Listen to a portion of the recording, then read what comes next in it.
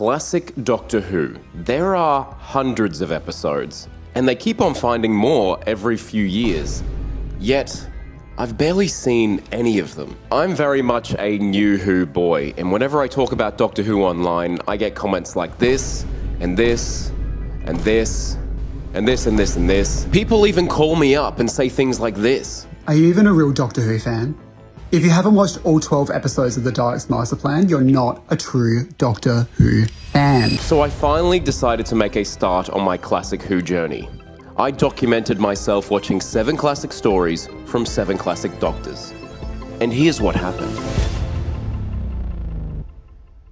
Hi, hello, how you going? My name's Crispy and welcome to the first part of a 7-part series where I will be watching classic Doctor Who. I've delved into the classics and we're going to do that again. Today we will be watching a first Doctor story, William Hartnell. The first Doctor stories that I've seen before are the Romans, that I very much enjoyed, and the Daleks' invasion of Earth, and that is just unreal. But yeah, we're doing it today and I'm very excited. Actually, the reason I'm doing this today and the reason I'm so excited was because over the Christmas break, I got to spend some time with my family and I got to spend some time with my cousin's husband, who I knew was a Doctor Who fan, but I didn't realize how much of a Doctor Who fan they were. My cousin's husband mentioned that he had this big box full of DVDs of classic Doctor Who and I was like, oh yeah, cool, let me see.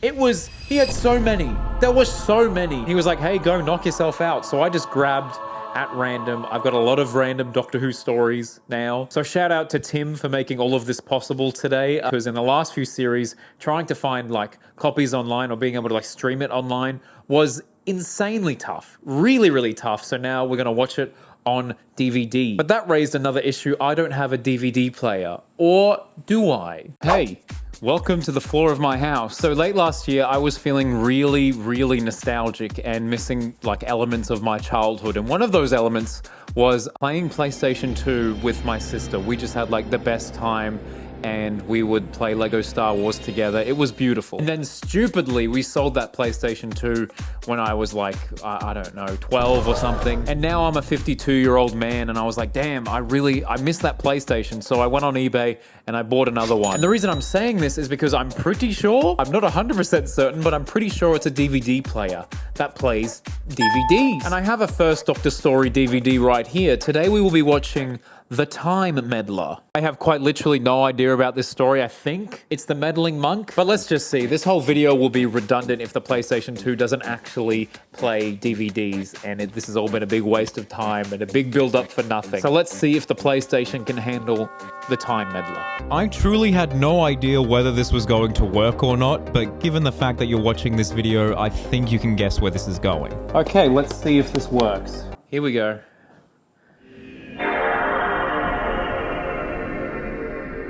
Oh, I think it's working. Yo, what? I love DVD menus. Bring them back. Why did they leave us? Okie dokes, I'm gonna go and get comfortable, order some food, and then we're gonna watch The Time Meddler. But hey, what's this episode about? The Doctor, Vicky, and new companion Stephen arrive in Saxon, Northumbria on the eve of the Viking and Norman invasions. But a mysterious monk is at work at a nearby monastery, intending that history takes a different course. What a cheeky, cheeky boy. All right, episode 1, The Watcher, let's do it. Ooh! It never gets old. Now, I don't know if this is normal, but the DVD has made it widescreen. I'm fairly certain that classic Doctor Who was 4:3 standard. And just as the episode was picking up momentum, my food arrived. I ordered some Uber Eats, not sponsored, but please sponsor me. I'd be happy to accept a sponsorship from Uber Eats, yum yum yum. And then we got our first look at the meddling monk. Wow, what a cheeky boy. We've had so many monks in Doctor Who, but I think this guy was the first. The original, you might say. I do wonder what the deal is with the meddling monk, because one would assume that he's going to meddle with time, and some of my favorite Doctor Who stories are all very timey-wimey, Stephen Moffat-esque. So I hope that there's some trippy time travel stuff, but if not, that's fine. I'm just curious to know what his deal is. As I continued watching the episode, I ate my crispy fries, which were delicious. and the burger, which was just okay. But I was definitely enjoying the episode more than I was enjoying the burger. Oh boy, I am full. So I'm surprised Susan isn't in this. I was really hoping I'd see more Susan because I think that she's a very interesting companion. But we have someone called Vicky. I think Vicky might have been in the Romans. I can't remember. Yes, indeedy, Vicky was in the Romans. Well done, me, from the past. Nice. Basically, we've rocked up on the beach. The doctor's like, hey, you wait with the TARDIS. I'm going to go and I'm going to look from the cliffs, make sure everything's safe. It seems that the doctor's in trouble, and Vicky and this other random guy, I don't know who this random guy is. There's a lot going on. I don't know if it's the food that I just had, but I'm having a great time. I'm intrigued. It's piqued my interest. And just like that, we had reached the end of part 1. Okay, we've just finished episode 1, and I've got to say, I'm having a great time. The DVD didn't seem to have a great time. It doesn't seem that the DVD is scratched, but it kind of freaked out at the end there. But it looks like the doctor is trapped. The monk has trapped him. For an episode from 1965, I think it looks incredible. I mean, I'm always impressed with the sets. I know that's kind of crazy for me to say because Doctor Who, even now, has a reputation for having, wobbly sets, that kind of thing. And whilst, you could definitely see it in some episodes, I thought that this looked great. It's a great looking episode. But we haven't seen much of this monk fella yet, and I think we're about to because the next episode is called The Meddling Monk. Let's do it! I spoke much too soon. Just as I feared, the DVD was messing up. No. I wasn't getting any sound, and it felt like it was moving at 1 frame every 20 seconds. I'll do a frame-by-frame analysis of something I've never seen before. What's that? This is not looking good. I inspected the disc and everything seemed to be in order, not a speck of dust or anything on it. Is it like a really bad omen that I can't even get through the first story of this series?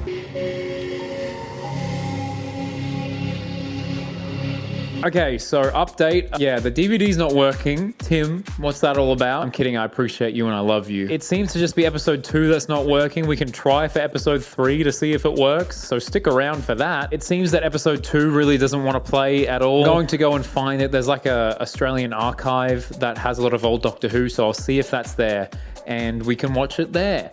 Let's go. All right, bad and good news. The bad news is that took forever, but the good news is...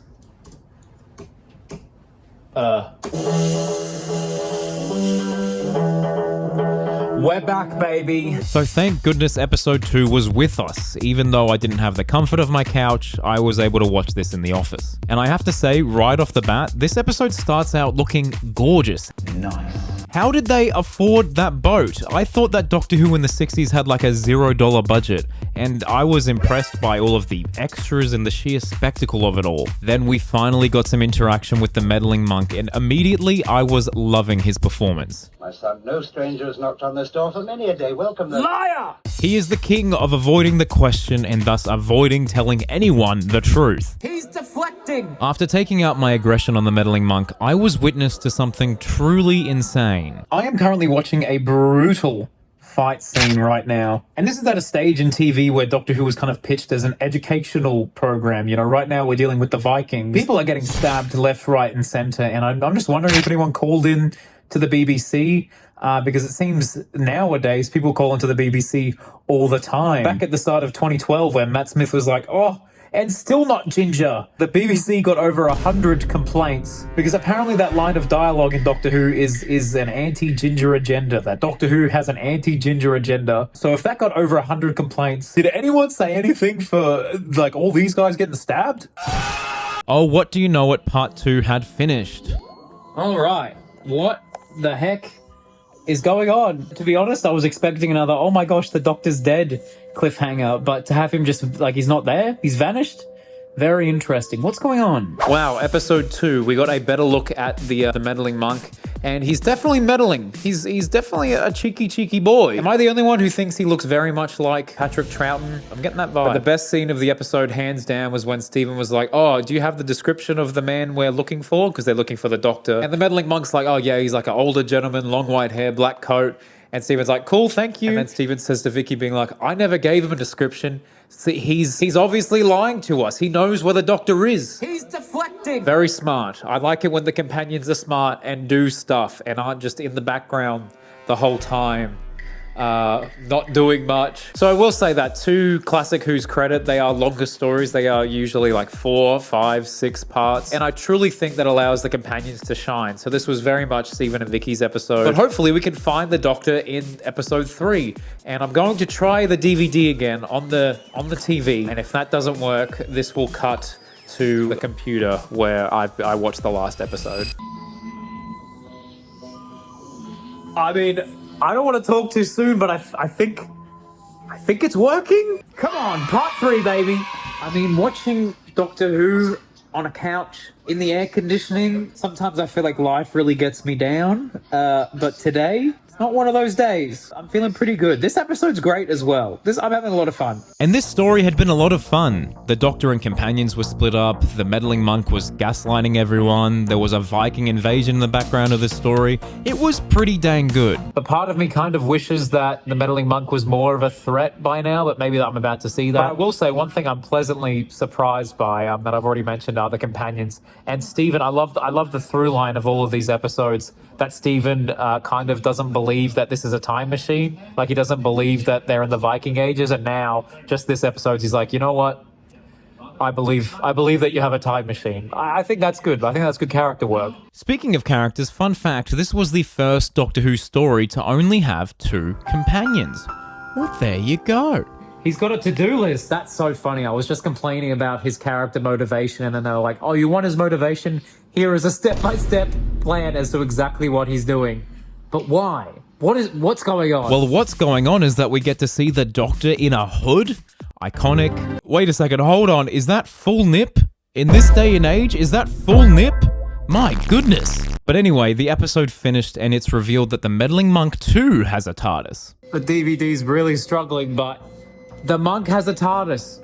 Is the meddling monk a Time Lord? Okay, wow. What I thought was going to be the worst episode so far ended up being pretty damn good. I was worried about the pacing of it because Stephen and Vicky went to go and find the TARDIS only to find out that high tide had come and the TARDIS had been submerged. So they're like, oh no, let's go back to the monastery. So I thought, oh, okay, we're just trying to fill time here. But there ended up being some really good stuff. I love seeing the Doctor being intimidating and being like, hey, what's your deal? And that cliffhanger was the meddling monk having a TARDIS. Now I'm intrigued. Let's see what happens. We start the final part of this story and tensions are high. Who is the meddling monk?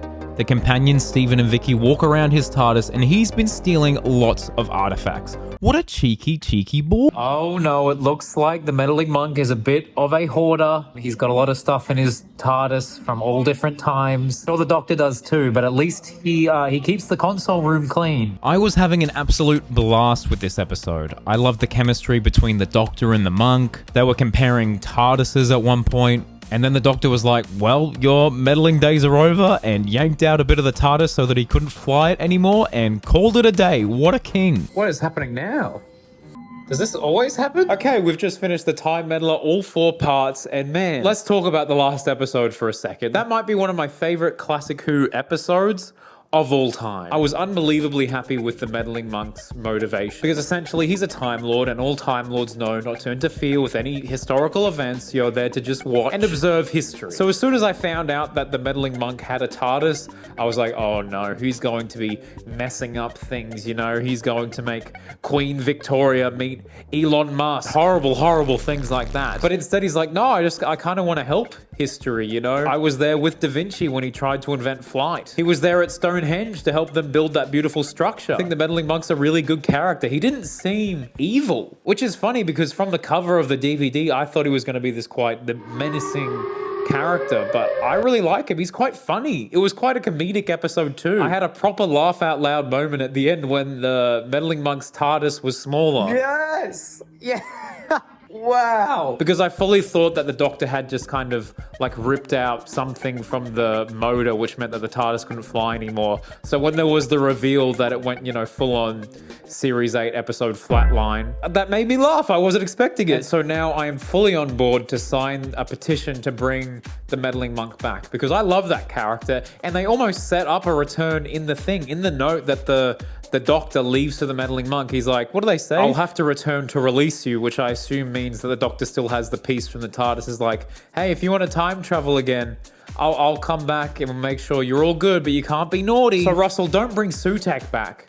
Bring the meddling monk back. My goodness. That was a great episode. That might be one of my favorite stories. I really enjoyed that. Definitely better than Space Babies. I honestly think overall it was quite a well done story. I really connected with the companions, which I wasn't expecting to. William Hartnell is an absolutely sassy queen, and I love him. He's very, very good. He's quite a demanding presence on screen. And a fantastic villain who wasn't really that bad of a guy, just maybe a little bit selfish. And in the next part, we're going to be watching a Patrick Troughton story. I haven't quite decided which one that's going to be yet, but it should be good, hopefully. Whoa, it is 7 a.m. 7 a.m. waking up in the morning, and my workday is about to start, but not before I watch some classic Doctor Who. We're watching the second Doctor today, and it's going to be one of these two stories. Either Enemy of the World or Web of Fear, because I just happened to grab 2 second Doctor ones out of that DVD bin that my friend Tim gave me. Love you, Tim. And I don't know which one I should be watching, so I put it to Twitter being like, hey, which one's better? And we're going to have a look at the results right now. Easily the Web of Fear. The fact that Loza here says easily, they have a lot of confidence in this, and if it's not good, I'm just gonna blame Loza. Let's see what happens. I have quite literally no idea what's going to happen in this story. Is this the Yeti? Is this the Yeti that people keep talking about? Oh, hang on, I should address an elephant in the room. On my nails, I don't know if you can see that, but it says Brat, because on the weekend I went and saw Charlie XCX, and I know we're talking about Web of Fear today, but Charlie XCX is a web of sheer talent. And my boss wrote Brat on nails. I've never done this before. Will I again? Maybe. But anyway, enough chit chat. Like and subscribe, and let's watch the Web of Fear, shall we? Let's start that PlayStation. That noise gets me every time. But hey, what the heck is the Web of Fear about? Well, the TARDIS narrowly avoids becoming engulfed in a cobwebby substance in space. It arrives in the London Underground, the tunnels of which are being overrun by the mysterious web, produced by the Great Intelligence's robot Yeti. Doctor and companions rock up and see a familiar face, Professor Travers, who they first met in the Himalayas 30 years earlier. But the Professor accidentally reactivates one of the Yeti, opening the way for the intelligence to invade again. The Doctor companions and this professor work with the army led initially by Captain Knight and then by a surprise cameo, which I was not expecting. As they battle this alien menace, it becomes clear that the Great Intelligence has control over one of them and there is a traitor in our midst. I truly wish I had read the synopsis before I watched this episode, and you are about to see why. Alrighty, first twist out of all this is that it's 6 episodes long. Someone tell me what the hell is going on here? Well, you know what time it is. Let's do it. The episode started very strong. I love when an episode starts with the TARDIS crashing. It's one of my favorite things, okay? I love chaos! And I must say, right out the gate, what a glorious looking episode. The start had some excellently directed bits and it looks like a horror movie. It's living up to the fear part of the Web of Fear. Where does the web come into it? Yetis can't spin web. Well, somebody was spinning web because the TARDIS has some serious cobwebs, and I ain't talking Big Finish. After an exciting start, the episode did seem to drag on a little bit, but the TARDIS team eventually made it down to the London Underground. The Doctor was closely examining some crates that were covered in web, which had some bombs in them, and the Doctor is thrown from the platform, thus ending episode 1. Okay, Web of Fear Part 1. I think I'm enjoying it. As per usual with Part 1s, I'm not quite sure what's going on. There is definitely a Yeti that gets like activated through a sphere, unless I'm making that up. I must sound so dumb. This is the first time I'm ever seeing this episode, but I mean, it's a delight to see Patrick Troughton. Victoria and Jamie are actually companions that I know because I watched Tomb of the Cybermen, and that was one of my favorite Troughton stories. But it looks like the Yetis are causing havoc and they're gonna blow up an underground tunnel. Let's see what happens in Part 2. As I started episode 2, I decided to make myself a yummy beverage. I made a Milo, which is an absolutely iconic Aussie drink that I have sometimes. And as I'm editing this now, I just realized I chose a Vegemite mug. It truly doesn't get more Australian than this. Come on! Jokes aside, it started to dawn on me that there were things in this episode that were very confusing to me. Alright, so Victoria and Jamie have met this beautiful bearded man before. Is this story a sequel and I don't know it? There's no mention on the back cover that it's a sequel. Have I missed something? Am I dumb? Am I a dumb man? Gotta be my pal. Tell me.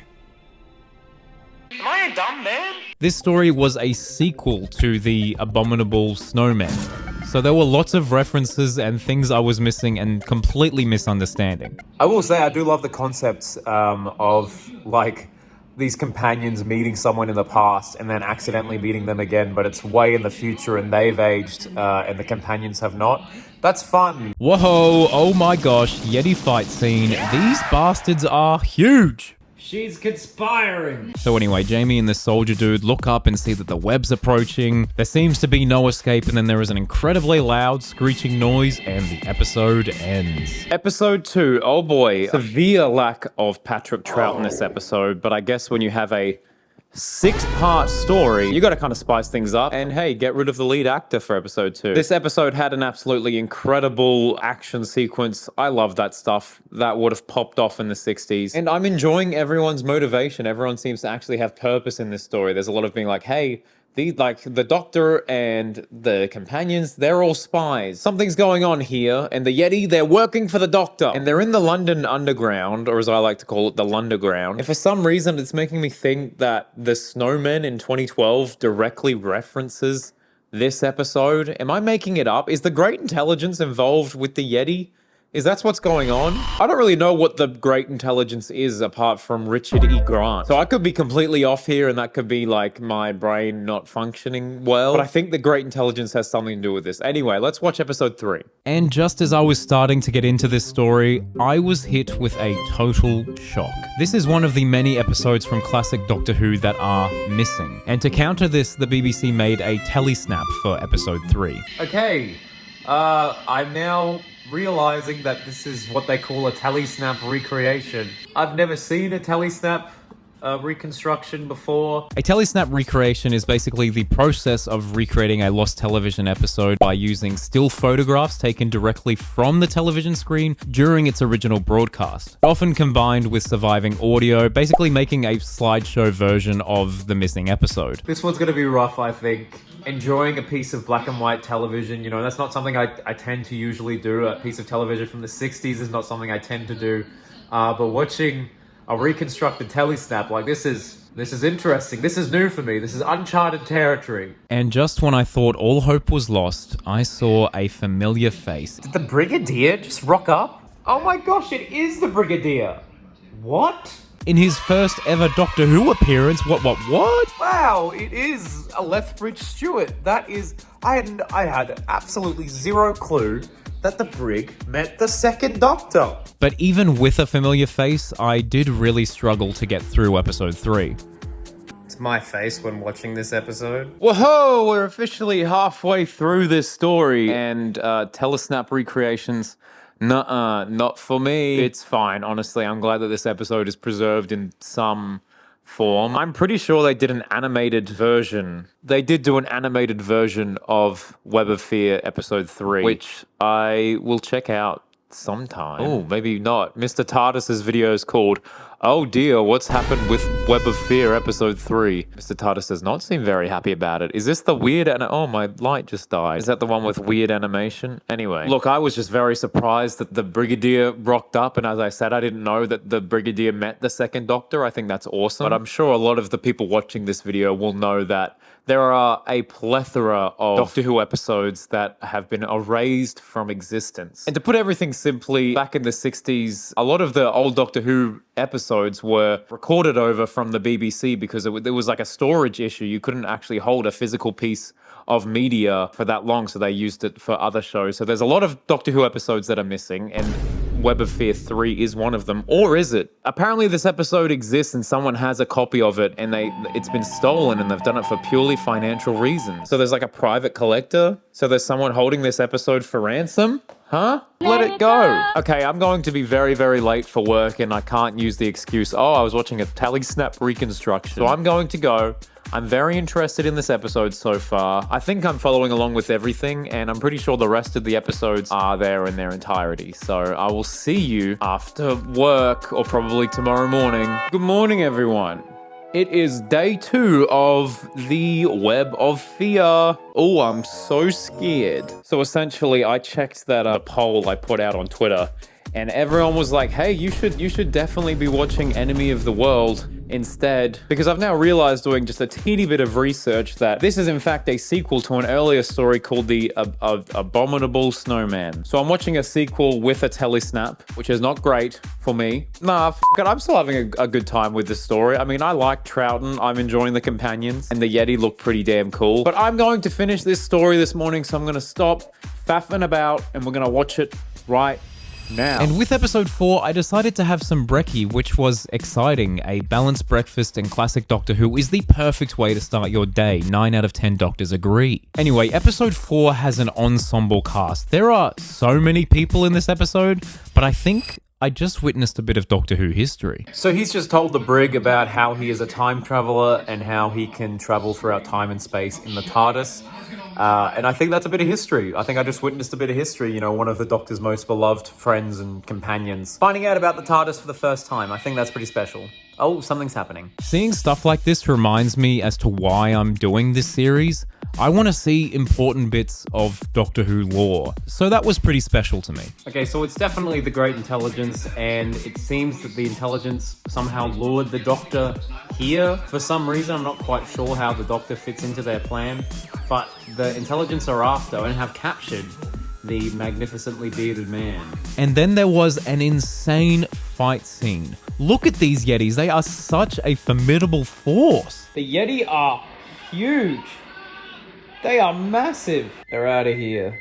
Oh, it is army thick. Anyways, end of episode 4. The best thing that episode 4 had going for it was the fact that the Yeti are such a intimidating presence.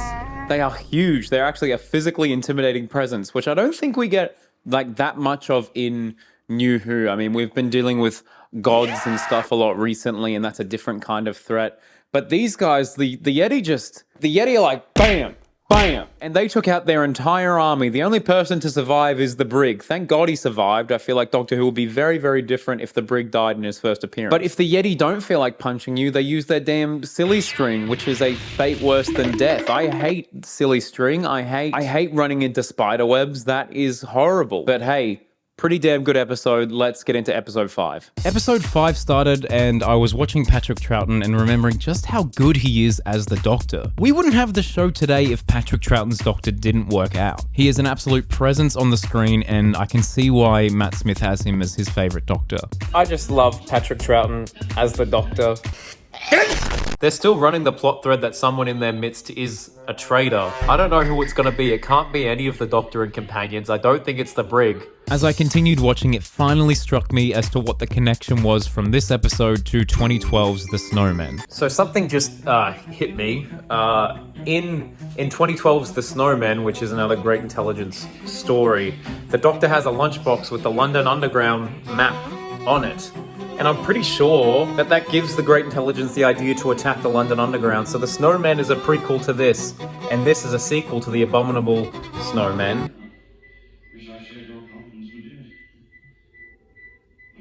Doctor Who was insane. Speaking of insane, the Doctor hacks one of the spheres and plugs it into the Yeti, and he can now control it with his voice commands. We have a Yeti on our team. Who's the traitor? Where is the Great Intelligence? So the plot of this episode is that they Toy Story 3 factory reset one of the Yeti. I wish that this Yeti was a full-time companion. We've had a robot dog, we've had a robot Cyberman head. Can the Yeti even get into the TARDIS? Yeah, I mean, that episode wasn't as exciting as episode 4. The cliffhanger was fine. It is funny when you have a 6-part story because you do have 5 cliffhangers. I'd feel like they do slightly lose their appeal by the 5th one. But I love me some Patrick Troughton. We've got a Yeti on our side. Things are happening. How are they going to save the day? I have no idea, to be perfectly honest, and that's why we are now going to watch episode 6. Episode 6, we see this guy get captured by some Yeti.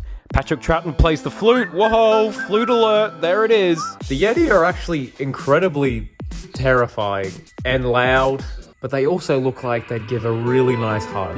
You know, they're probably big softies. And we get the coolest shot I have ever seen in classic Doctor Who. I mean, look at that. That is gorgeous. And the betrayer ended up being this guy. This guy right here. Good-o. Excellent. Anyway, they've got the Doctor in their trap now. I'm not quite sure what they're trying to do with the Doctor, but please, save the day! The Doctor then gets trapped inside this pyramid, and then Jamie takes it upon himself to get him out of there. And then the Doctor wastes no time getting out of there. He's like, see ya! Bye! Have a good one! And that's the end of the story. We did it! Another classic Doctor Who story down. Web of Fear, what an interesting one. As I said, it was a sequel story and it had a telesnap recreation. I understand now there's an animated version, which I very much would like to check out, even though it's got some backlash. Even though it had that against it, I thought that was a really, really fun story. The Great Intelligence, I think, is a pretty cool villain, and dare I say, better used here than in New Who. I found the Great Intelligence very, very creepy, the whispering tone. And you never actually saw him. In New Who, I kind of assumed that Richard E. Grant was the Great Intelligence, but he's not. He's just a guy that's been possessed. And in this, they had a really, really good mystery as to, oh, who's been possessed by the Great Intelligence. I thought that the Yeti were fantastic. I really want a Yeti. I could get like a Yeti beanbag. Can you imagine rocking up to the living room? Like if I was able to put a Yeti beanbag right here, that would be fantastic. To be honest, I thought they were an absolutely fantastic monster for Doctor Who. Well, robot, I suppose. But boy, oh boy, the sound effect they made was insane.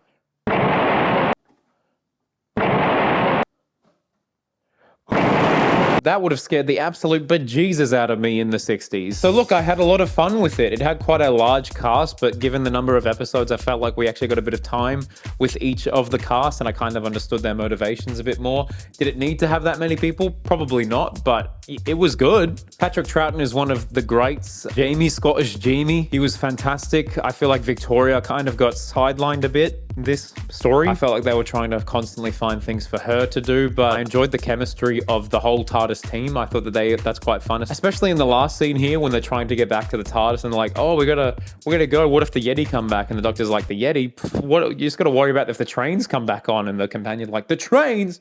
What? That's fun. That's great. That's fantastic banter. That's perfect banter. But overall, as a story, I don't know. I think it was good. I think I had a good time with it. But I can't give it a final score. Editing me can give it a final score. Hey, and welcome back to my series where I'm watching a lot of classic Doctor Who. Today, we are watching the third Doctor, John Pertwee. I'm very excited. I love John Pertwee. He's an absolute hero. He's an action hero. And some of you that have been watching this series might be like, Crispy, where the heck are you right now? Why are you in your car? Well, it's because I thought that all of you would get bored of me just watching TV in my living room for 7 weeks straight. So we've traveled somewhere today, and I've brought a portable DVD player that my mum was like, hey, I've got this. Do you want it? I was like, yes. Absolutely, I've got a series coming up that it might come in handy for. But today we are watching The Terror of the Autons. What? On the cover, I can see the Master. I can see Katie Manning. I can see John Pertwee. And I love the Autons, so I was like, yeah, we're going to have to watch this one, pretty please. And the Brigadier's in this? Oh boy. But yeah, let me show you what we're going to watch this episode today.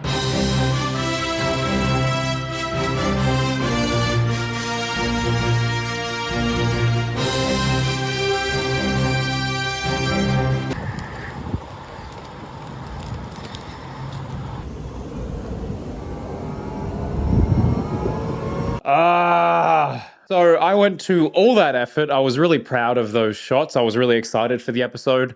And I don't think I charged the DVD player properly. The portable DVD player died on me as soon as the episode was about to start. I tried everything. I tried looking for PowerPoints near me, and it did not work. Actually, I shouldn't be too mad at the universe because I think I just saved myself about $300 because as I went back to my car, the ticket inspector was right there, and he was like, oh, have you paid? And I was like, oh, no, sorry, I was just here for 5 minutes. He's like, oh, okay, go on. But regardless, I'm sorry that we're back in my house, but hey, we didn't get a fine, so maybe it's a good thing. Please subscribe to this channel.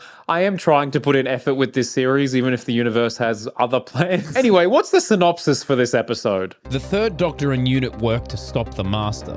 The Master wants to use a radio telescope to summon an invasion force of the Nestines to Earth. This serial introduced the Doctor's new companion, Joe Grant, and his archenemy, the Master. Wait, what? I had no idea going into this that this was the Master's first story, and gosh, I'm only just finding that out now. What? Anyway, cue titles.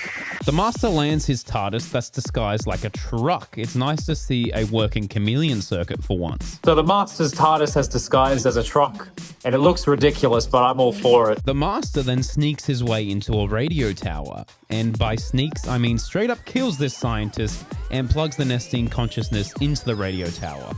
Well, I think that's the Nestine consciousness. Then we got our first look at the Doctor, Joe Grant, and oh hey, the Brig's in this one too. How exciting after last week's episode. The Doctor should always wear red velvet, okay? Okay? But it seems like the Doctor and Joe aren't really getting along. I don't understand exactly what's happening because I thought this was Joe's first episode, but they seem to have some kind of weird history. Anyway. Oh my gosh, it's Bessie! Who won? Okay, so some people have died at a radio tower and the Doctor now has word of it, and what is this? This is one of the most hilarious dematerializations I have ever seen, and this was my actual reaction. I'm sorry? Absolutely iconic. And as it turns out, this was just a fellow Time Lord warning of the Master's arrival on Earth. I really wish someone in a suit, boiler hat would rock up in my life when something was wrong. Anyway, the Doctor gets to the radio tower, but it's been booby-trapped, but that's no worries for the Doctor. And it turns out the Master didn't kill that scientist, he just made him small, like that episode with Jodie. Chibnall loves the classics. Tissue compression. Again, damn, the Master's been doing it for ages. It's classic. And then new companion Joe, desperate to impress the Doctor, hides from the Master and tries to get some intel, but is found almost immediately, and then gets hypnotized by the Master. She returns to unit with a padlocked crate that apparently once contained the Nestine energy unit, but as she begins to unlock it, the Doctor realizes it's a bomb, but Joe is determined to open it. And that's the end of episode 1. Part 1 has just finished of Terror of the Autons, and I've got to say, I'm having a good time, but I want more Autons. Not many Autons yet, and that's all right. It's a part 1. I'm intrigued by the mystery they're setting up. It was so strange seeing a Time Lord come and warn the Doctor. That was a surreal scene, but it was cool. I need to remember in classic Doctor Who that the Time Lords are around and they're still a thing, and they aren't all dead or in a parallel universe and they're dead again. I'm excited to see what the Master is doing with the Nestine consciousness. What is the plan? What exactly are we doing here? I love it when two big bads work together, and so seeing the Master and the Autons together, I think that's going to be a fun time. What the episode kind of set up at the start for Jo was that she kind of needs to prove herself to the Doctor, because the Doctor was very ready to be like, hey, I don't need you on my adventures anymore. And I don't think I've ever seen that from the Doctor before, where he's like, I don't really need you as a companion. So I think I would love to know why that's happened. So I thought when Jo was kind of going out on her own and like spying on the Master, I was like, yes, this is a chance for Jo to prove herself. Then she gets hypnotized and she ends up being one of the bad guys. I hope this doesn't last very long and that the start of the next episode, she kind of comes back to it normally. But I've never really been like a big fan of that trope where they take a likable character and hypnotize them and make them bad, because you're not actually spending much time with that character. It's exactly like, Jeremy Renner in the first Avengers, I guess. He was like, this wasn't the character I signed up for. So whilst this episode hasn't excited me as much as other part 1s that I've seen, I'm still very intrigued to see how this whole thing plays out. So let's go and watch part 2. Whoa, all right. We are back and welcome to Terror of the Autons Day 2. It's been a few days since I watched the first episode, I must admit. And I'm very excited to get back into it because of the Master and Katie Manning and John Pertwee and Autons. Thank you. And I know things didn't go to plan last time when I tried to have a change of scenery. So this time we are in my office. Office tour. I have a green screen up at the moment, but behind here, it's like, oh, scary. Whoa, Dalek. Is this interesting? Probably not. Whoa, more Doctor Who. And hey, there's something classic Doctor Who. That's Janet Fielding. Here's me and Jodie. Wow, look at us go. And then there's me and my co-host, Troy. And of course, I have one monitor here and another monitor here. but we're watching our episode on this teeny tiny little portable DVD player in here. Because PCs these days don't have disk drives anymore. Anyway, I'm gonna watch the episode on this teeny tiny little DVD player now, and I'm very excited about it. So let's give it a go. Actually, I've got the green screen right behind me. Can we put me into the Doctor Who titles for John Pertwee?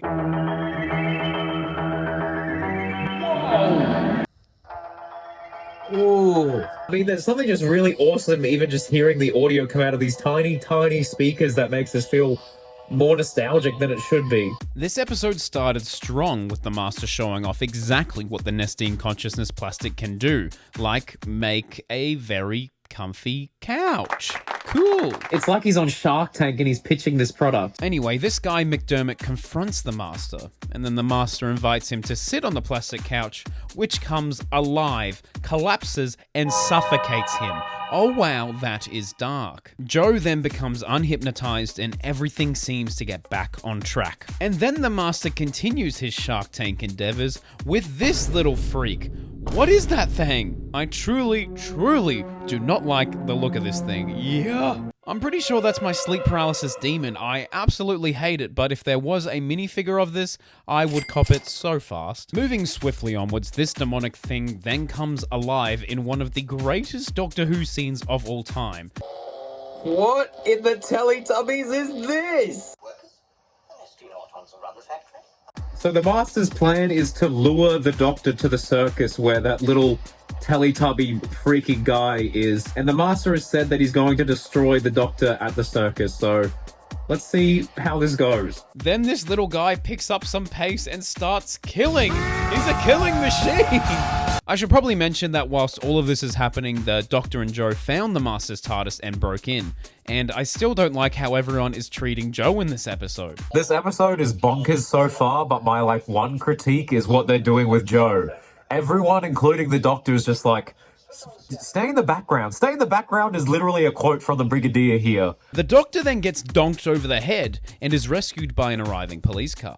But instead of being taken back to town, the Doctor and Joe arrive in a remote quarry. The Doctor asks the police officers to show his warrant card, but he gets nothing. He peels off a face mark and reveals that the policemen are Autons in disguise, and that's how the episode ends. What a cliffhanger, baby! Episode 2 was absolutely bonkers. That's probably one of the craziest episodes of Doctor Who I've ever seen, because look, this probably isn't one I'm going to show my friends to recommend the show, but a man gets eaten by couch, amazing. That little freaky plastic guy, amazing. And actually a very, very good cliffhanger, and it makes me want to watch the next episode, so I can't wait to do that. Let's watch it now! Episode 3, baby! The Doctor and Joe run out of the police car, but they are getting shot at. And as a big fan of the episode Rose, it was cool to see that the handguns were in Classic Who too. Handguns. Is that a pun because there's a gun in the hand? Huh? And then this guy gets absolutely yeeted down the hill. We need to see more of this nonsense in New Who. And then I was met with one of the longest pauses in dialogue I have ever seen. Well, didn't he?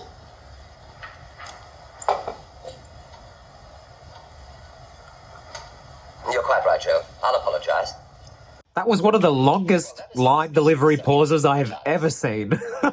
I know, I literally just said that, you idiot. The Doctor then tries to do some DIY improvements to his TARDIS, and it doesn't work, and he gets mad. And then, oh my god, what the f*** is that? These guys are genuinely creepy. An absolutely horrifying disguise for the Nestine to wear. Look at them, so puffy. So puffy. The Doctor and Joe then go back to talk to this grieving widow whose husband died from this little freaky guy. They then go back to unit with the horrible looking demon baby, and one of the soldiers shoots the absolute shit out of him. The Doctor and the Master then decide it's a good time for a phone call, but the Master activates a signal device, and the Doctor's newly installed plastic telephone cord comes to life and chokes the poor boy. One of the goofiest endings to an episode I have ever seen. 10 out of 10, no notes. Well, that was the end of episode 3, and what a story. This story is absolutely bonkers. The thing with the Third Doctor's era is that a lot of his stories are set on Earth. It's rather grounded, like he works with UNIT. The story is absolutely insane, but damn it, it is so entertaining. I'm having a great time, and I can't wait to see how this episode ends. And in fact, I don't have to wait. I can watch it right now! The DVD stopped playing. I hope it's okay. Why? Why can't we just have one episode without technical issues? Oh God. It's stuck. It's stuck on episode 4. I need to know how this story ends. There is nothing I can do. It is stuck. Whoa! And just as I'm about to start episode 4, now would be a really good time to subscribe. If you have got any value out of this series, if you've had fun watching classic Doctor Who with me, please consider subscribing. These videos take quite a bit of work to make, but it's literally just me discovering more about the show that I already love. So yeah, please consider subscribing. Thank you. Well. There is something truly poetic about this entire video of me trying to, make these videos more entertaining and giving you different settings, so it's not just me watching a TV show in my living room. But the universe has other plans. Everything I do, every road leads me back to my couch on my living room, and that applies outside of Doctor Who. I love my living room, I love that couch, and I love this show, and I love you. But anyway, let's hook the PlayStation up and see if that works. Oh yeah! Yes! Thank God!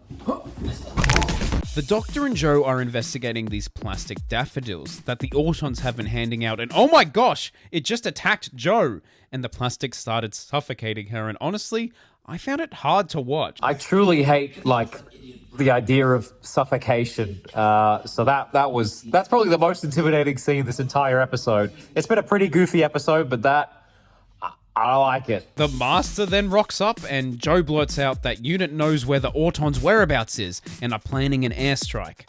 The Master alters his plan, kidnapping them and taking them to the quarry as hostages to prevent the airstrike. And they all go for a lovely joyride in Bessie. Yippee! Family fun time. What kind of small talk are they having when they're waiting for the traffic light to go green? I just imagine that being a really awkward trip. They then head back to the radio tower, and the Master full-on pushes this guy to his death. It is brutal. There's a bit of a kerfuffle at the top of the radio tower, but the Doctor manages to stop the signal to the Autons, and all of the Autons fall to the ground. The Master seemingly surrenders and then gets shot multiple times. Oh my goodness, is there going to be a regeneration? It was actually some other guy that the Master had hypnotized in a very convincing latex mask. And just like that, this story was done. Okay, so that was my first time watching Terror of the Autons, and I will say, up until the last episode, I was having a really, really good time. And I just felt like they wrapped it up too quickly. Which, in all fairness, it made me feel right at home, because one of my main problems with the, newer episodes is the episode wraps up way too quickly. And then the Master kind of just got away. There was one final twist, I guess. That last part didn't necessarily stick the landing, but I will say, I had an absolute blast this episode. Well, this story, I should say. The Auton's genuinely creepy. The Master is iconic, and it's so much fun. Jo, I feel like, deserves much better. She's very much put in the background. But Jon Pertwee as the Doctor, I mean, what an absolute delight. How lucky we are to have Jon Pertwee as the Doctor. But it was a really, really fun, absolutely bonkers story about how you can't trust plastic. Just don't trust it. But have you seen this classic Doctor Who story? Please let me know in the comments below what you thought of the episode, and let me know which one I should watch next for the Third Doctor. But until then, stay away from plastic.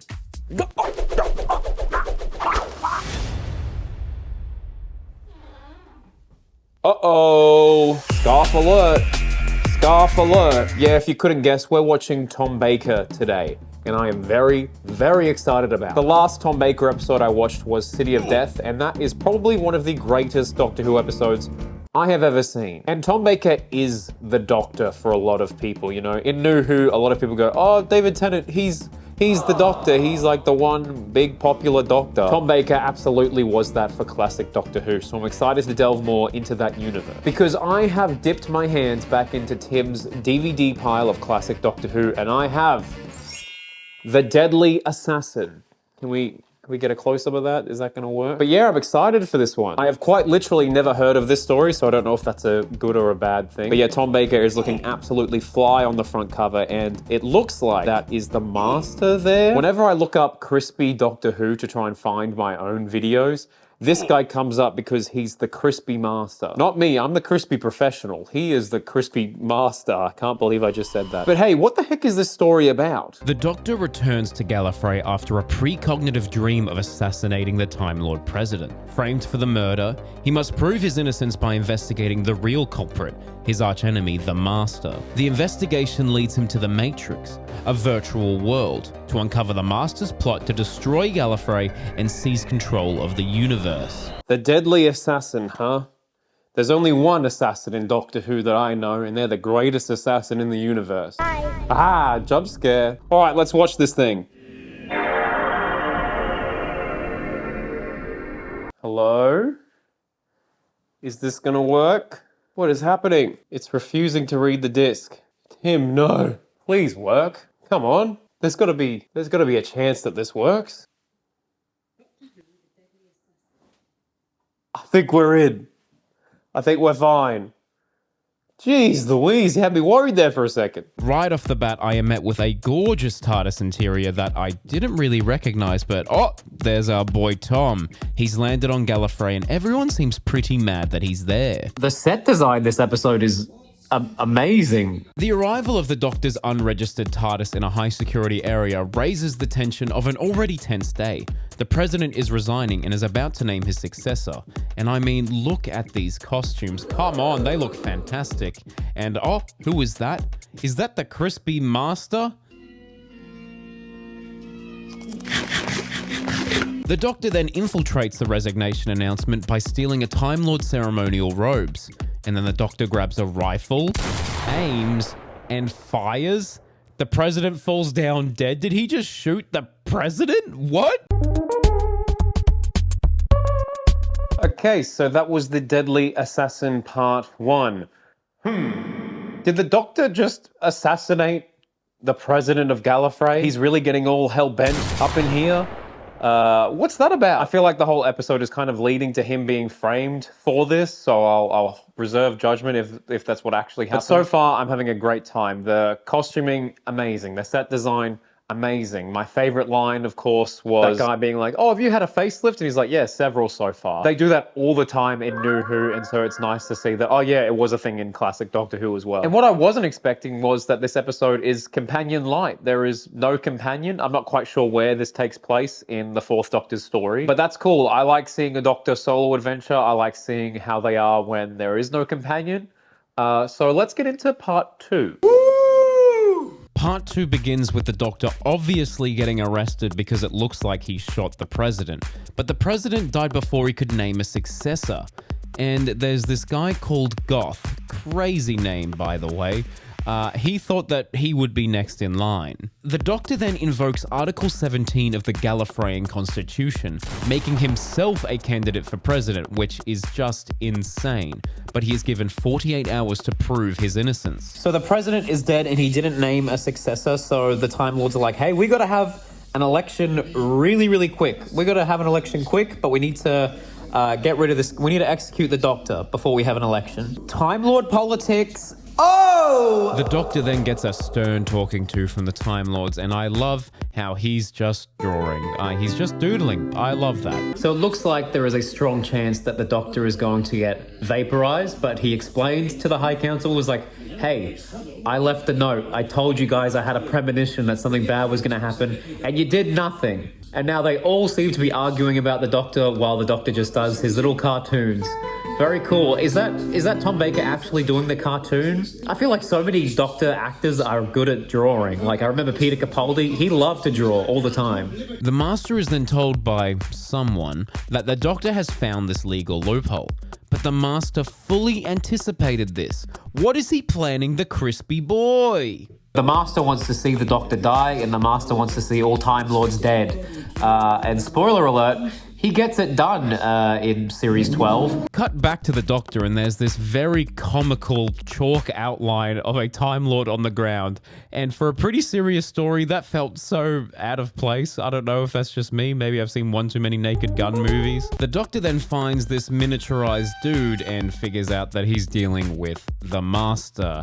Ay, ay, ay. So the Doctor's figured out it's the Master because of the whole compression tissue thing.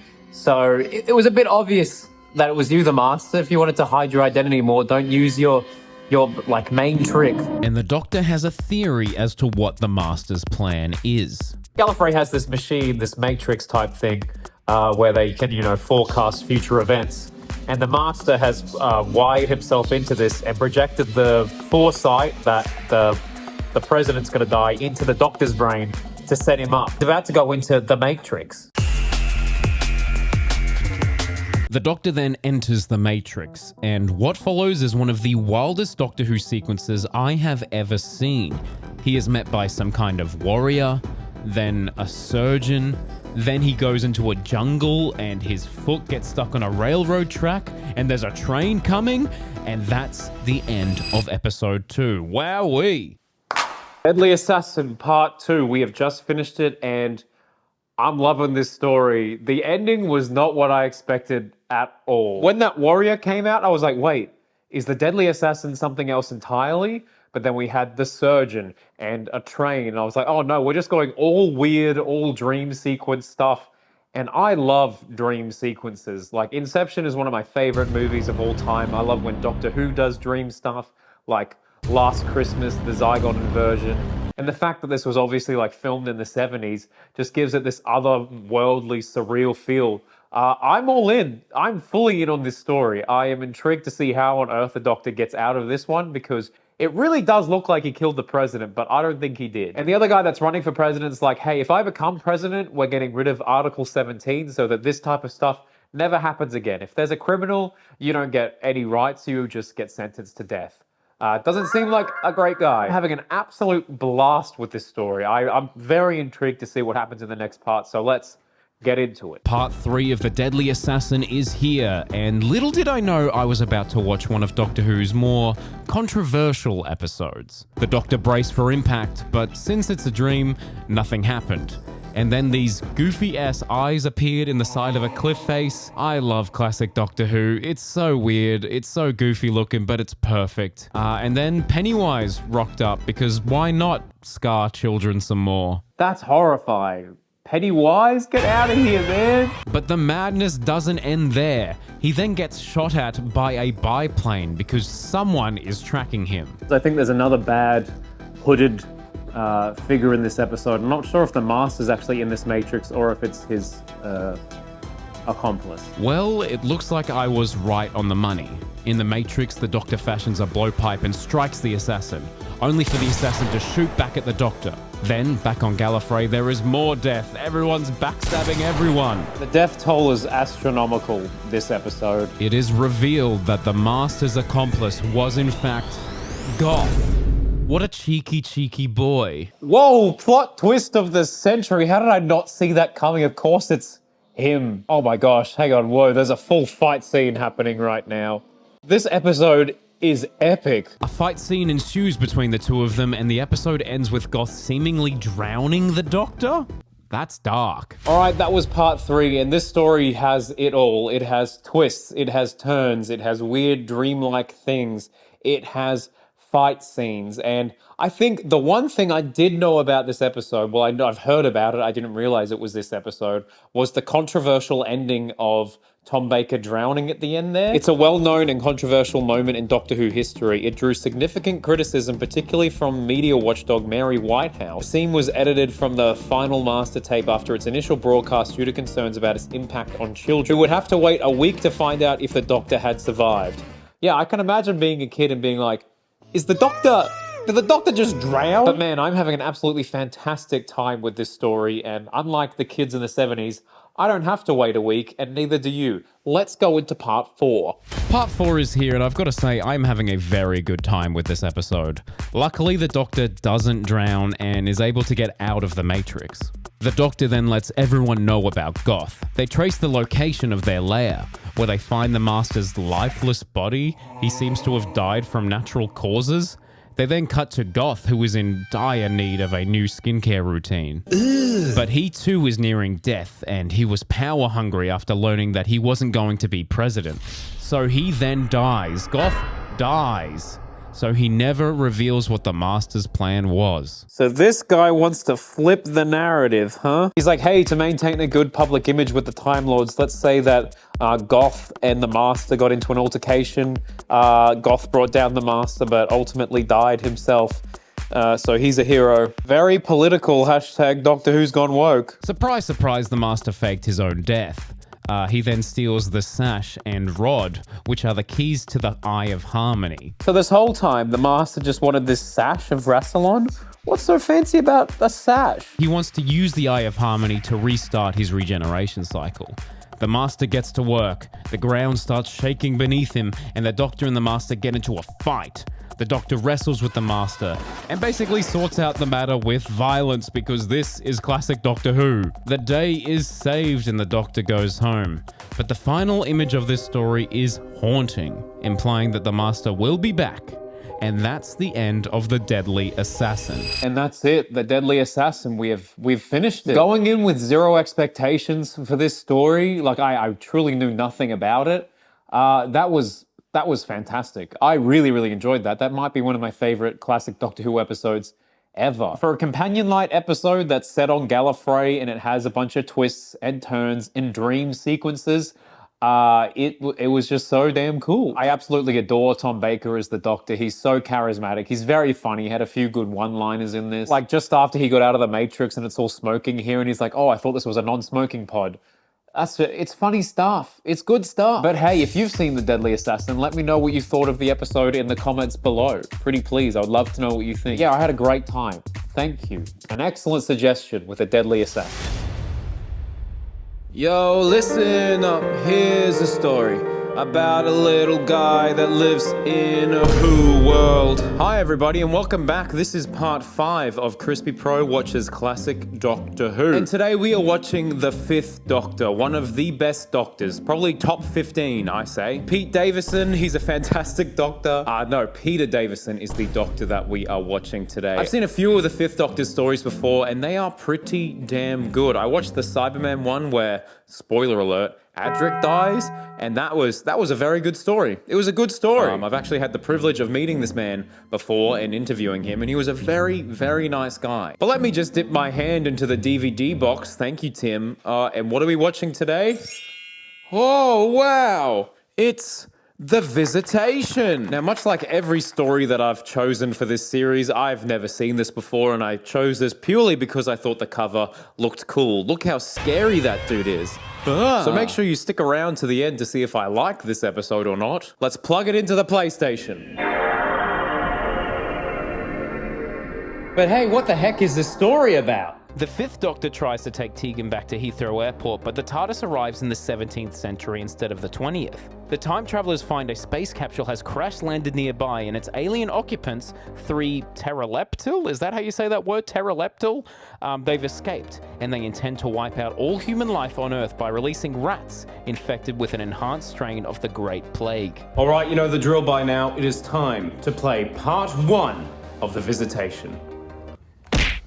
Part 1 begins in 1666, with the aliens landing and seemingly taking over this beautiful estate. But the aliens waste no time with one of the funniest death scenes I have ever seen.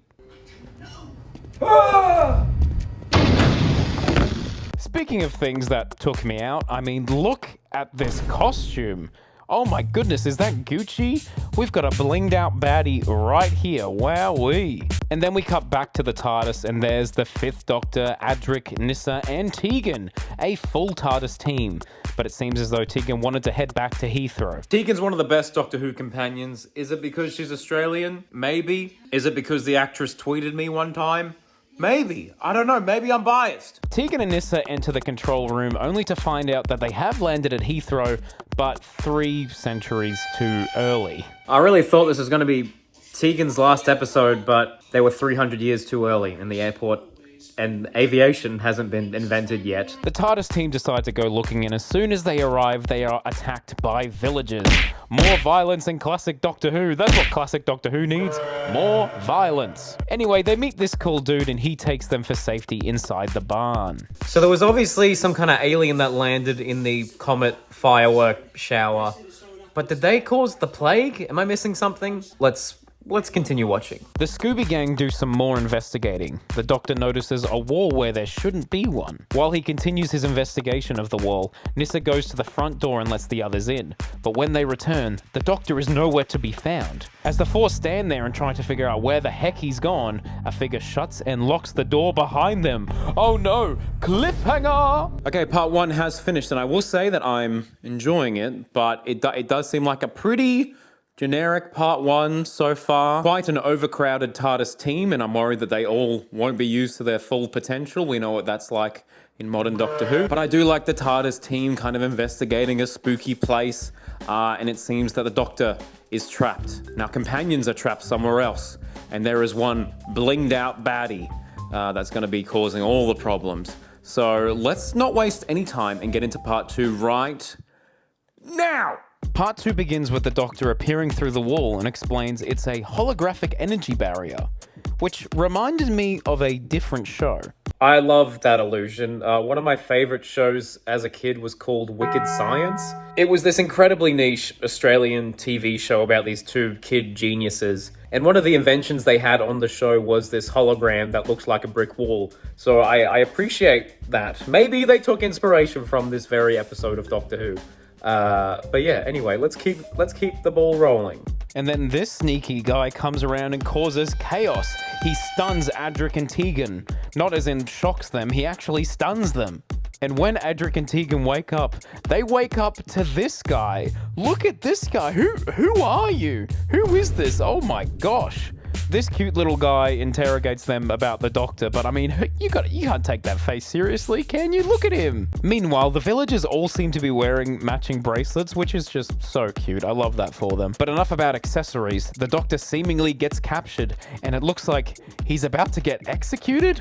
Oh no, I smell a cliffhanger. And thus brings us to the end of part 2, and I don't think it was as strong as part 1. The thing with this whole series and my journey with Classic Who is just getting used to the constant, cliffhanger at every 20 minutes. Cliffhanger every 20 minutes. It's the same formula of rising action, climax, and then resolution, or in this case, a cliffhanger, just repeated 4 times. But I mean, the episode's good. It still seems pretty standard so far. Adric and Tegan are stranded. The Doctor is facing death once again as a cliffhanger. I reckon he'll survive. I love the look of this green guy. He's pretty cool. He's not on the poster. But I am intrigued to see how this story wraps up. But I'm not going to watch part 3 right now. I need to go and pick my girlfriend up from a breakfast she's having, so I'll see you in a bit. Oh, hello there. Crispy from the future here. When I watched the next 2 parts of this story, I didn't film very much, not because I'm a bad YouTuber, but because my face looked like this.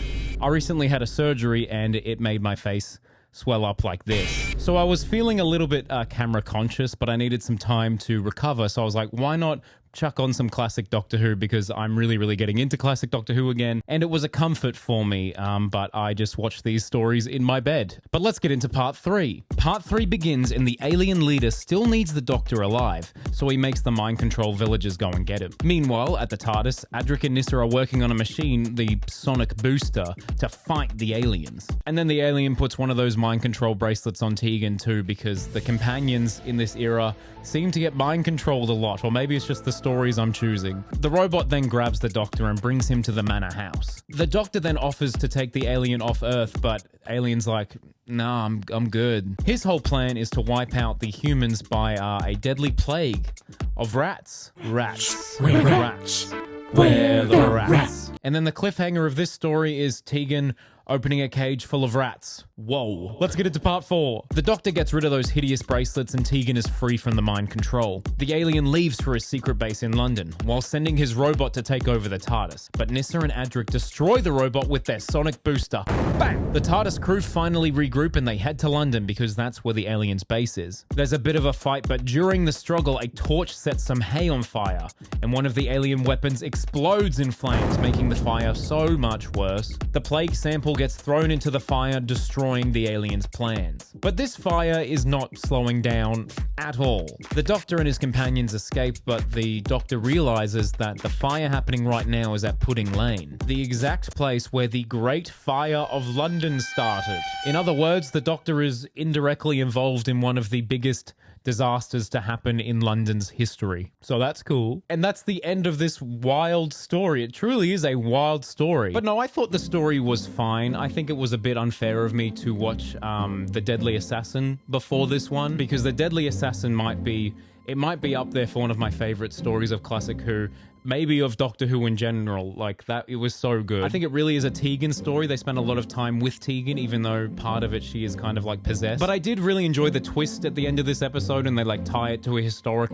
event, kind of like what they did with the Romans, I believe. Was that a great fire as well? Yeah, that was another great fire. So how many great fires are in Doctor Who? So many great fires. I mean, but Doctor Who is straight fire. I'm gonna edit that out, probably. But yeah, I thought the story was fine, if not maybe a little bit middle of the road. I enjoyed what they did with Tegan, but Nyssa and Adric were very much just in the background, and I would have liked to have seen maybe the Doctor do more, I guess. But what did you think of the story? Please let me know down below. I'd love to know your thoughts on this one. Oh, hello there.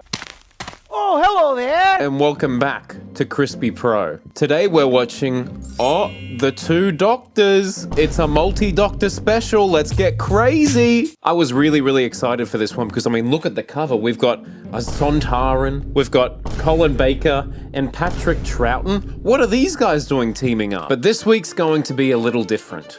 I wasn't watching this story from the comfort of my house or a beautiful cliffside. I was watching this on a plane. So my family and I did something no Australian family has ever done before and went on a holiday to Bali. And we all wore matching shirts. It was incredibly cringe. But I had the episodes downloaded on my laptop and I was ready for an incredible holiday. I was prepared to watch this multi-doctor story on the flight there. It would have been the perfect way to start the holiday. And oh my gosh, look at me. I hate it when I don't shave. Yuck. Myself and the whole family made our way onto the plane.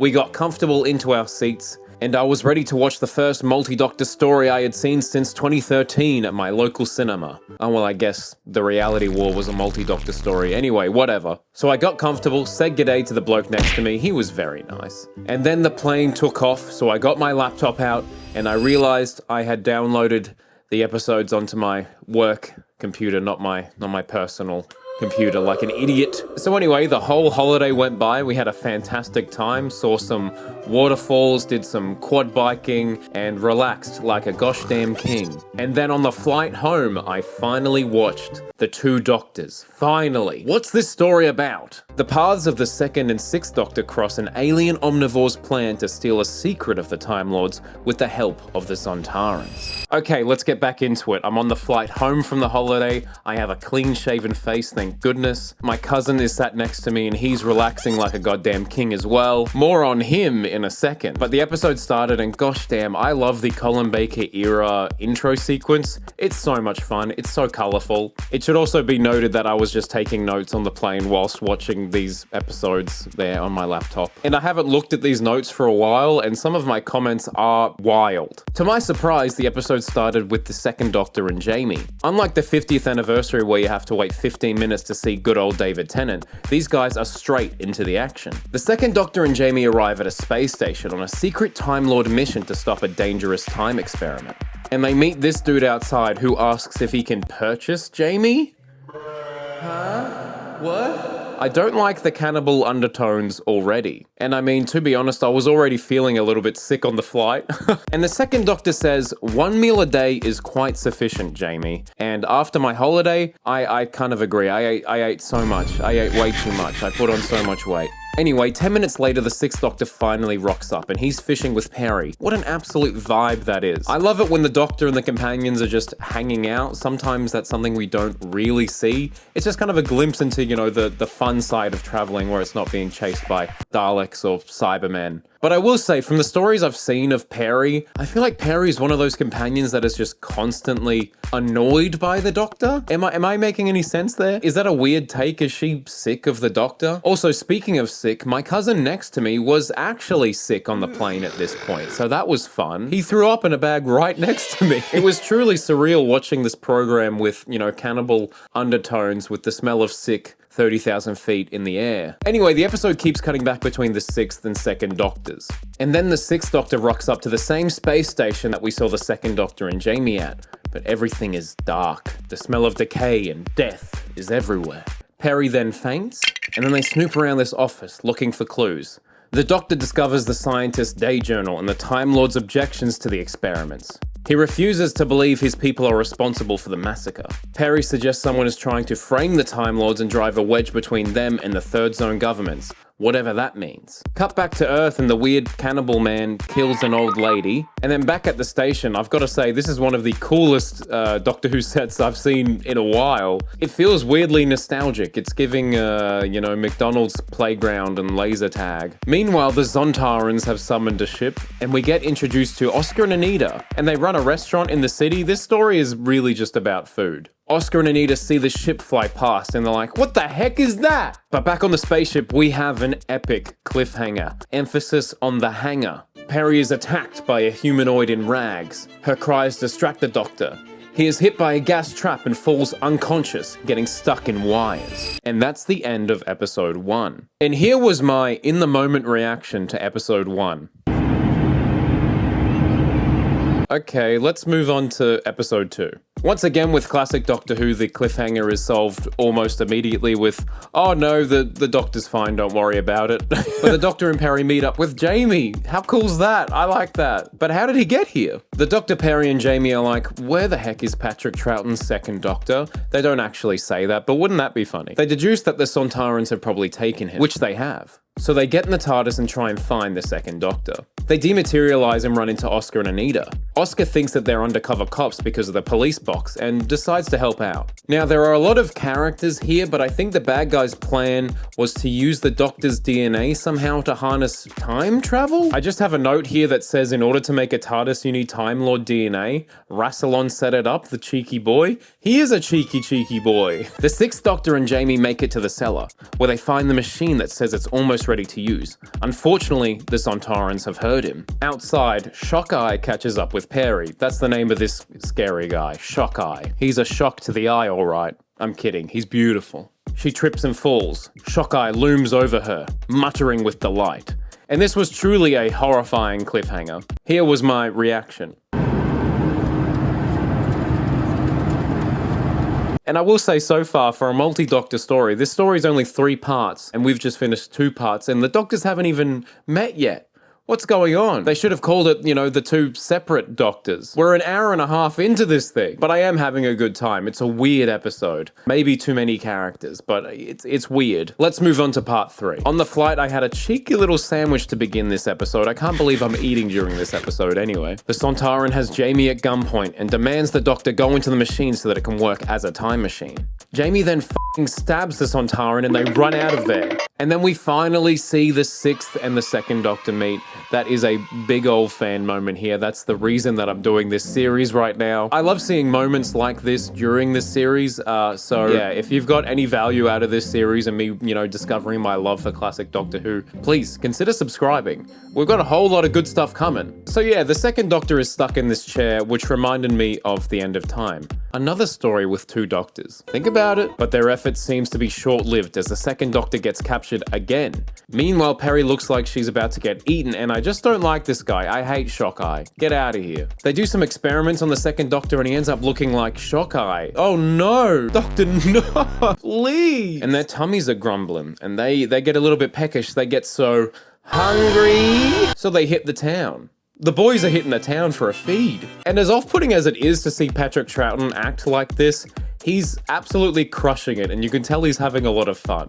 But then this episode features one of the weirdest sequences I have ever seen in Doctor Who, with Shockeye and the Doctor just eating at this restaurant in their top hats. It's bonkers. It's so weird. Well, it was all fun and game until they fucking stabbed my boy Oscar. What? That's 2 stabbings this episode. Classic Who once again continues to be unnecessarily violent. The bad guys then turn against each other, and this girl tries to use the time machine, but it explodes on her. The second Doctor and Jamie leave in their TARDIS, while the sixth Doctor and Perry return to theirs, with the Doctor deciding they'll stick to vegetarian food from now on. And there we go. What a fever dream of a story. I couldn't believe watching this on the flight. What a surreal experience this was. The Two Doctors isn't necessarily the fun, family-friendly story you'd expect from Patrick Troughton's return. Instead, it's a dark, violent story filled with cannibalism and stabbings. But I mean, I enjoy the Sontarans, even if they could have been in it more. And the Spanish setting was nice. I enjoyed that. I didn't really mention that. The location stuff was cool. Troughton and Jamie shine, even if it's ever so brief. And it's always nice to see Colin Baker. I love Colin Baker, one of the most underrated Doctors ever. Even if I feel like his relationship with Perry is just toxic. I feel like it's just toxic. But for me, this is definitely one of the weirdest multi-Doctor specials that I have ever seen. A truly, truly bizarre episode. Did people love this one? I've never really heard people talk about the Two Doctors before. So let me know what you thought of it in the comments below.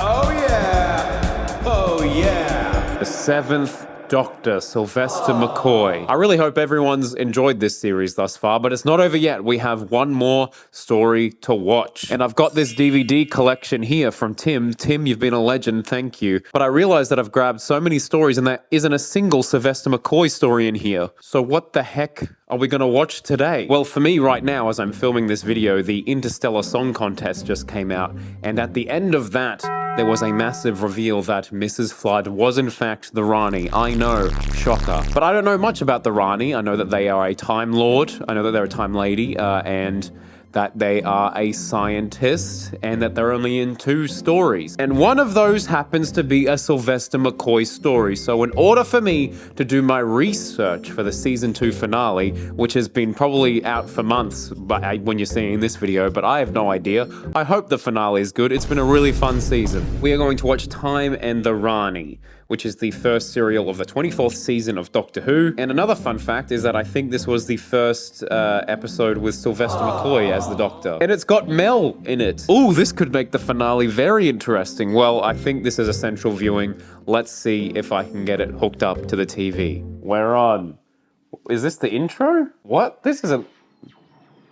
Oh! Damn, we didn't need the Disney budget when we have this. I wonder if we still have the Disney budget when this video is getting released. All right, let's enjoy the episode. The first Rani has returned after her last encounter with the Doctor, with yet another malicious scientific scheme. Taking advantage of the Doctor's post-regeneration trauma, the Rani hopes to achieve control of an approaching asteroid comprised entirely of a strange matter.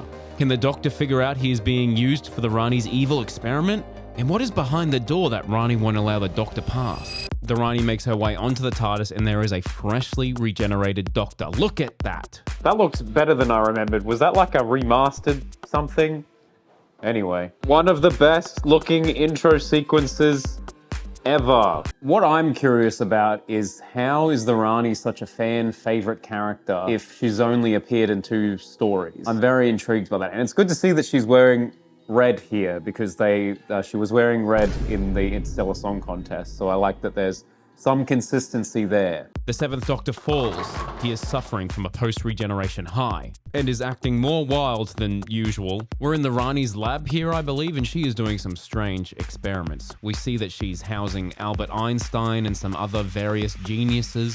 Watching back the footage, it's interesting to see how much I was invested in this episode, considering so many of you warned me specifically not to watch this episode. I got so many comments. Anyways, Mel is in this. Remember Mel?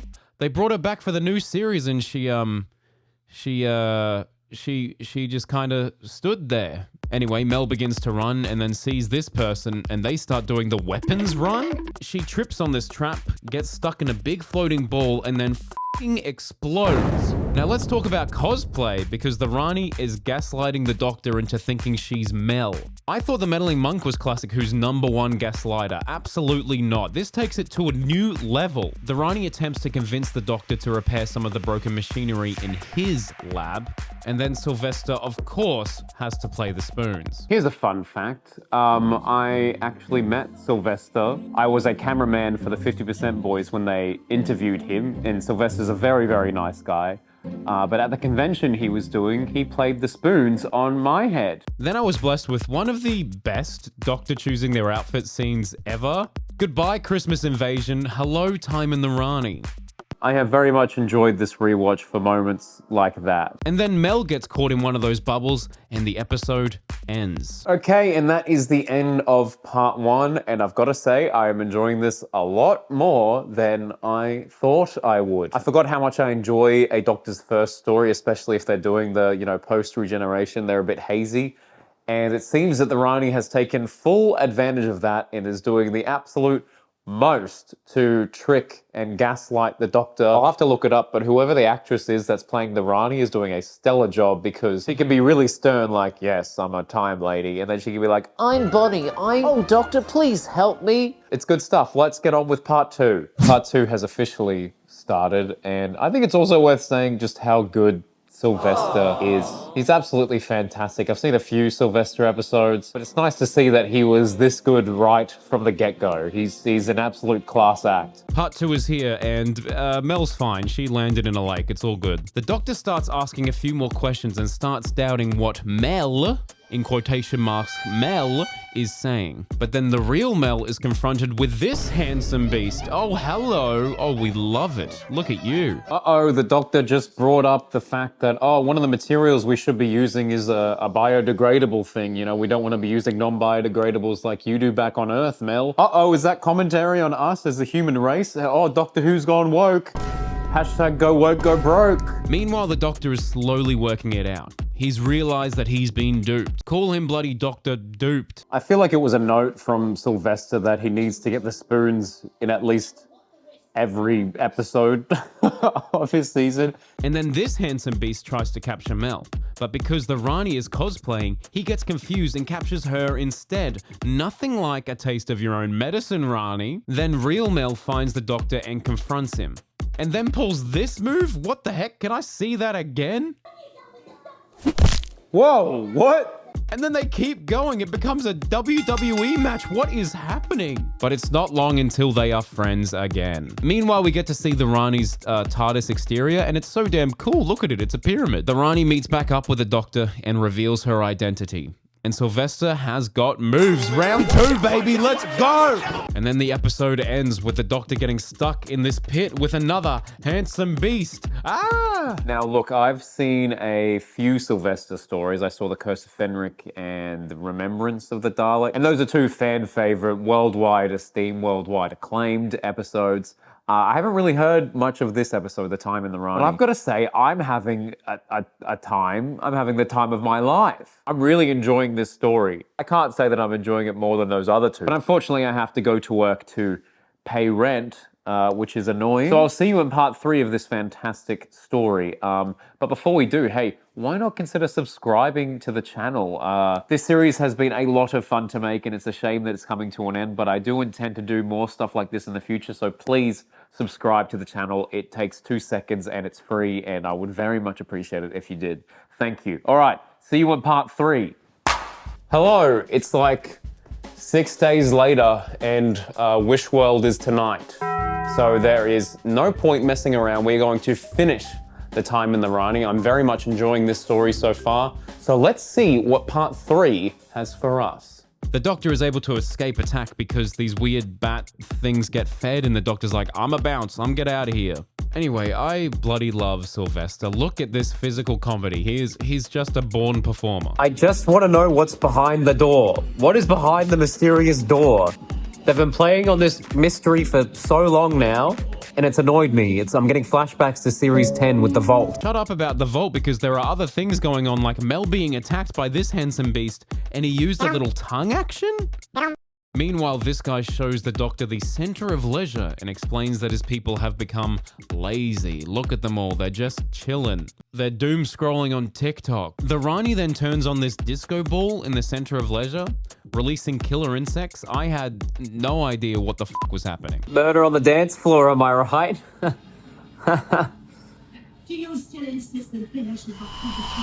And then Mel is a hologram? What is happening? Oh my god, wait, are we about to see what's behind the door? Oh! Finally, we see what's behind the door, and it's a big, gross brain.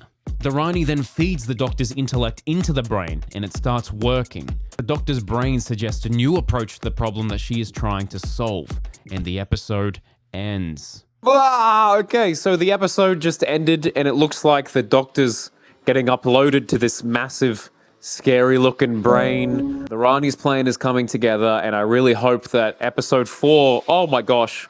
I think episode 4 has just started in the background right now. So, yeah, let's watch the final part of the Time in the Rani. To the Rani's annoyance, the brain starts spouting out bad puns and nonsense. Because she connected the Doctor up, what did she expect? Some of the best line delivery in all of Doctor Who. I'll kill him! And then it's round 3 of WWE as the Doctor grabs the Rani and puts her in one of these pods that old mate Einstein was in. So the Rani's plan here was to turn the brain into some kind of time manipulator somehow and change the course of history and control the randomness of evolution through the universe? What? I was getting pretty confused by everything at this point. So the Rani's plan is to turn the whole planet into a time machine? But does the Rani not have a time machine? Is she making a time machine right now? I always thought that the Rani had a time machine. I'm not sure. Anyway, the Doctor tampers with it, the place blows up, and the Rani runs back to her TARDIS. But there's heaps of these handsome devils in the TARDIS. What cheeky boys. The day is saved, the Doctor leaves, and that's the end of the episode. Hey, we did it! 7 weeks, 7 episodes. I very much enjoyed that story. I think the absolute standout for me was Sylvester McCoy. I can imagine how nervous he would have been taking on the role as the Doctor, and he absolutely just comes out of the gate swinging. I've heard a lot of good things about the Sylvester McCoy era, and I think it might be one that I gravitate towards just because I think it's so much fun and Sylvester's so much fun. It was interesting seeing Mel this episode because I know when they giggle and everything that they mention that she's a computer expert, and they actually said here that she's a computer expert. But the Rani is such a fun villain, and I was very happy with the ending of that episode because just before the episode ended, I was like, damn, I really wish they kind of finished that plot thread with those scary looking bat dudes, the rat bats, because they just kind of seem to have disappeared. But they have captured the Rani in her own TARDIS, which I think is awesome. And this is the last time she appears in Doctor Who, apart from like an anniversary special thing that the BBC just recently put out a statement saying, oh yeah, that's not canon. So this is her last canon appearance just before the Interstellar Song Contest. So I really hope they tell us how she got out of that sticky situation. But yeah, what a fun story. And thank you for watching this far in the series. I am falling more and more in love with classic Doctor Who. It's been awesome seeing these key moments from Doctors, seeing these key episodes that I've heard reference a million times. I know I get a lot of comments saying that, oh, I'm not a real Doctor Who fan, but I'm feeling more and more like a real Doctor Who fan because of this series. So thank you for watching. And thank you for Tim for lending me all of those DVDs, you absolute legend. And I think I will definitely do this in the near future. So please let me know down below what classic story should I watch next. Give me one from each classic Doctor. But please consider subscribing to this channel if you enjoyed this series. I can imagine that it's going to be a nightmare to edit, but it's worth it at the end of the day if you guys enjoy. And yeah, if you subscribe to the channel, there'll be more classic Who stuff coming up in the near future. I don't know how to end this video. Bye, like and subscribe.